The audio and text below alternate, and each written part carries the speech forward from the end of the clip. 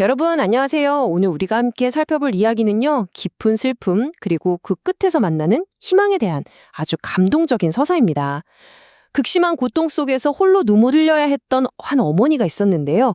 그 절망이 가장 어두운 순간에 찾아온 놀라운 응답의 과정을 오늘 아주 자세히 파헤쳐보려고 합니다. 자, 마음 활짝 여시고요. 이 흥미로운 여정 바로 시작하겠습니다. 본격적으로 들어가기 전에 먼저 짚고 넘어갈 게 있죠.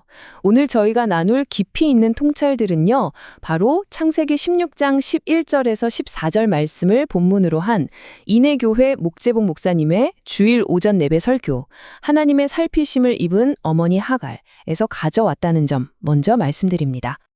자, 그럼 본격적으로 이 이야기 속으로 한번 푹 빠져볼까요? 혹시 우리나라 전통 악기 중에 해금이라고 아시죠? 두 줄로 정말 기가 막히게 아름다운 소리를 내잖아요. 그런데 이 전통음악 전문가들 이야기를 들어보면요. 이 두 줄 중에 하나는 웃음줄, 그리고 다른 하나는 울음줄이라고 부른대요. 이 두 줄 사이를 활이 오가면서 마찰을 일으킬 때 비로소 사람의 심금을 울리는 진짜 깊은 노래가 나온다는 거죠. 우리 인생도 딱 이렇지 않나요? 빛과 기쁨이라는 웃음줄도 당연히 필요하지만 비바람치고 슬픈 울음줄이 있어야만 진정으로 깊이 있는 인생의 연주가 완성되는 거니까요. 화면에 보이시죠? 울음줄이 없이는 아름다운 음악도 없다. 맞습니다. 굳은 비가 내려야 우리 영혼이 윤택해지고 눈물로 씨를 뿌려야 기쁨의 단을 거둘 수 있는 법이거든요. 그런데 이 울음줄이 만들어내는 수많은 소리 중에서도 가장 숭고하면서도 아픈 소리가 있다면 그건 단연코 자식을 위해 흘리는 어머니의 눈물일 겁니다. 자, 이제 이 눈물이 가진 의미를 가슴에 품고 성경 속에서 가장 뼈저린 울음줄을 튕겨야만 했던 한 어머니, 바로 하갈의 이야기로 들어가 보겠습니다. 도대체 하갈은 왜 그토록 끔찍한 고통의 눈물을 흘려야만 했을까요? 그녀가 겪었던 소외감은요, 정말 숨막히는 삼중구조로 얽혀 있었습니다. 한번 생각해 보세요. 타국에서 살아가는 이집트 외국인이었죠. 자기 몸에 대한 권리조차 없는 여종이었죠. 게다가 철저히 여주인 사라의 대를 잇기 위해 자존심이며 인격은 깡그리 무시된 채 이용당한 대리모에 불과했습니다. 그러니까 자기 삶을 스스로 이끌어갈 단 한 줌의 선택권도 없었던 거예요. 그렇게 억눌려 지내던 하갈이 임신을 하게 되니까 상황이 어떻게 될까요?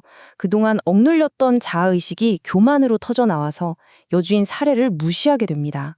상황이 걷잡을 수 없는 파국으로 치닫는 거죠. 질투심에 불탄 사례는 엄청난 분노로 하갈을 학대하기 시작하고요. 여기서 갈등을 중재해야 할 아브람은 당신 눈에 좋을 대로 하라면서 그냥 쏙 빠져버립니다. 완전한 책임 회피죠. 결국 하갈은 그 끔찍한 학대를 견디다 못해 살기 위해서 사막으로 도망치는 길을 택하게 됩니다. 160km. 여러분, 이 숫자의 무게감이 좀 느껴지시나요? 당시 하갈은 임신한 상태였어요. 그 무거운 몸을 이끌고 가나안에서부터 수르 광야까지 그냥 무작정 걸어간 거리가 무려 160km라는 겁니다. 뙤약볕이 쏟아지는 그 척박한 광야에서 임산부가 겪었을 그 극심한 피로, 굶주림, 그리고 언제 죽을지 모른다는 절망감, 이건 정말 감히 상상조차 하기 힘든 고통이었을 거예요. 그렇게 걷고 또 걸어서 마침내 그녀는 수르 광야의 한 샘물 곁에 털썩 주저앉습니다. 인생에서 도달할 수 있는 가장 끔찍한 바닥, 최저점에 다다른 거죠. 하지만 여러분, 여기서 참 역설적인 일이 벌어집니다. 스스로의 힘이 완전히 바닥나고 가장 비참해진 이 순간이요, 오히려 하나님의 말씀을 듣고 순종할 수 있는 말 그대로 겸손한 옥토바트로 그녀의 영혼이 완벽하게 기경된 순간이었다는 사실입니다. 자, 이제 하나님께서 이 처절한 고통에 어떻게 응답하시는지 설교에서 강조하는 세 가지 핵심 진리를 통해 살펴보겠습니다. 첫 번째 진리입니다. 바로 하나님은 고통당하는 자를 직접 찾아오신다는 건데요. 하갈이 그 철저한 고독 속에 내동댕이 찾았을 때 여호와의 사자, 다시 말해 성육신하시기 이전의 예수 그리스도께서 인생 밑바닥에 홀로 버려진 이 이방 여인에게 친히 찾아오셨습니다. 정말 아무도 거들떠보지 않던 그 처절한 고통의 현장에 직접 발걸음을 하신 거죠. 그런데요, 찾아오신 하나님은 섣부른 위로를 건네지 않으십니다. 대신 그녀의 영혼을 깊숙이 찌르는 아주 본질적인 질문을 하나 던지시죠. 사레의 여종 하갈아, 네가 어디서 왔으며 어디로 가느냐? 여기서 주목할 점은요, 그냥 하가라 부르지 않으시고 살해의 여종 하가라라고 정확하게 부르셨다는 거예요. 하갈이 임신 후에 가졌던 그 헛된 교만을 깨트리시고 스스로 잊고 지냈던 본래의 신분과 정체성을 아주 정직하게 대면하게 만드신 겁니다. 자신의 근원 그리고 목적지를 묻는 이 날카로운 질문 앞에서 하갈은 비로소 자신의 뼈아픈 현실을 제대로 직시하게 됩니다. 이어서 두 번째 진리를 볼까요? 이 부분은 정말 감동적인데요. 하나님은 고통당하는 어머니의 신음소리를 들으신다는 겁니다. 도망친 사막 가운데서 하나님은 난생 처음으로 그녀를 인격적으로 대우해 주십니다. 하가라, 이렇게 잊혀져 있던 그녀의 이름을 정말 다정하게 불러주시는 거예요. 평생을 남의 종으로, 수단화된 대림으로만 불리며 살아왔던 그녀에게 이 부르심은 정말 사막에서 만난 오아시스 그 자체였을 겁니다. 여기서 끝이 아닙니다. 하나님은 그녀의 뱃속에 있는 아이의 이름까지 친히 지어주시는데요. 바로 이스마엘입니다. 그 뜻이 뭔지 아시나요? 하나님께서 들으신다는 뜻입니다. 여호와께서 내 고통을 들으셨음이니라. 이 이름이야말로 하나님께서 아무도 들어주지 않던 억울한 자의 절규, 그리고 그 어머니의 가냘픈 신음소리까지 단 하나도 빠짐없이 다 듣고 계신다는 걸 증명하는 아주 영원한 표식이 된 거죠. 세 번째 진리입니다. 바로 끝까지 보살피시는 하나님입니다. 하나님은 하갈을 위로하신 뒤에 어떤 편안한 새로운 도피처를 주신 게 아니었어요. 오히려 정말 놀라운 명령을 내리십니다. 내 여주인에게로 돌아가서 복종하라. 네, 맞습니다. 회피하지 말고 직면하라는 거예요. 도망치고 싶었던 그 고통스러운 삶의 자리로 다시 돌아가서 온몸으로 정직하게 맞부딪히라는 거죠. 당장 상황을 마술처럼 바꿔주는 도깨비 방망이를 쥐어주신 게 아니라 이제는 나의 보호하심 그리고 네 후손에 대한 확고한 약속이 너와 함께 할 테니 당당하게 현실로 돌아가라고 등 떠밀어 주신 겁니다. 그 절망뿐이던 사막 한가운데서 놀라운 하나님의 임재를 체험한 하갈은 그곳에 있던 우물을 이렇게 부릅니다. 부엘라 헤로이, 살아계셔서 나를 지켜보시는 하나님의 우물이라는 뜻이죠. 목적지 하나 없이 그저 방황하던 도망자 여종에서 내일에 대한 소망을 품은 아주 주체적인 인간으로 다시 일어서게 된 하갈의 정말 가슴 벅찬 선포라고 할 수 있습니다. 그리고 여기서 우리는 성경 전체를 통틀어 정말 어마어마하게 놀랍고 감동적인 사실 하나를 발견하게 됩니다. 하갈이 하나님을 엘로이, 그러니까 나를 보시는 하나님이라고 불렀다는 건데요. 여러분, 이게 왜 대단하냐면요. 성경 역사상 최초로 하나님께 이렇게 친밀하고 개인적인 신앙 고백의 이름을 지어드린 사람이 아브라함 같은 위대한 족장이 아니었다는 겁니다.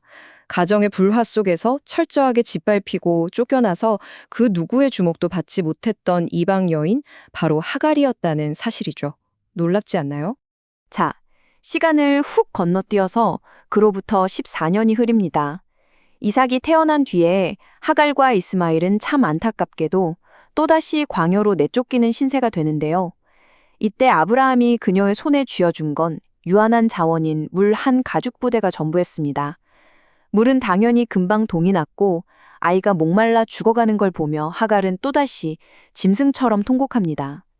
하지만 여러분, 하나님이 예비하신 걸 보세요. 가죽부대 따위와는 비교도 안 되는 생명이 펑펑 솟아나는 무한한 샘물이었습니다. 하나님은 그 광야에서 통곡하는 하갈과 아이의 울음소리를 다시 들으시고 천사를 보내 위로하십니다. 하갈아, 무서워하지 말아라. 그리고 정말 극적인 장면이 연출되는데요.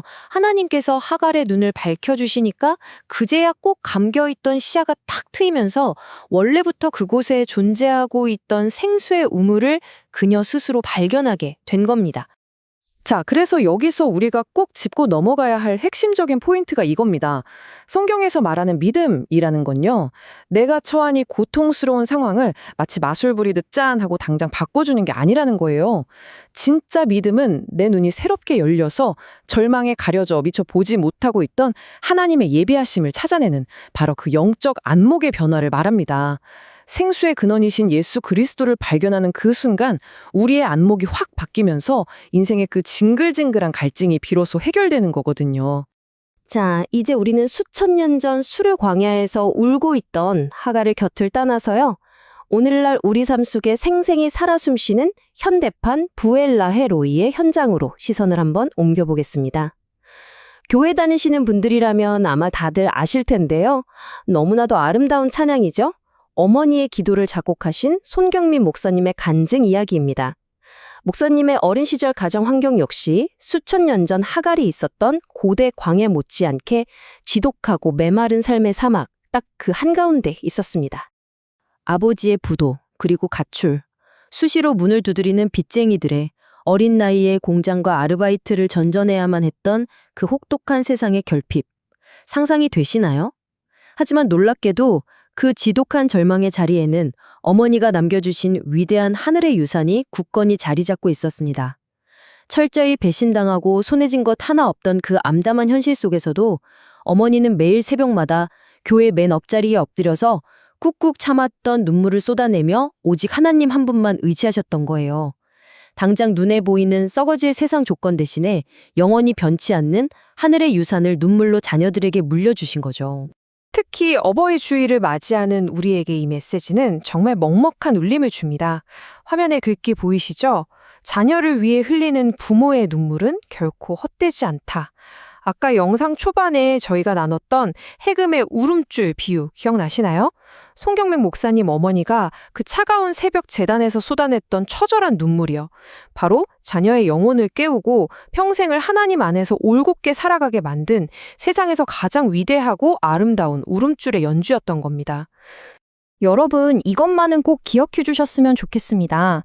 수르 광야에서 그 버림받은 하갈의 절규를 들으셨던 하나님, 그리고 차가운 빈민가 단칸방에서 손 목사님 어머니의 그 애달픈 흐느낌을 들으셨던 동일한 엘로이의 하나님이 오늘 이 시간 바로 여러분 곁에도 함께하고 계십니다.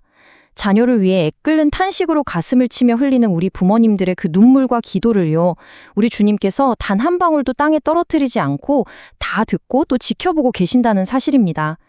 자, 오늘 준비한 이야기를 모두 마무리하면서 여러분 스스로에게 이 질문을 한번 던져보시길 권해드립니다.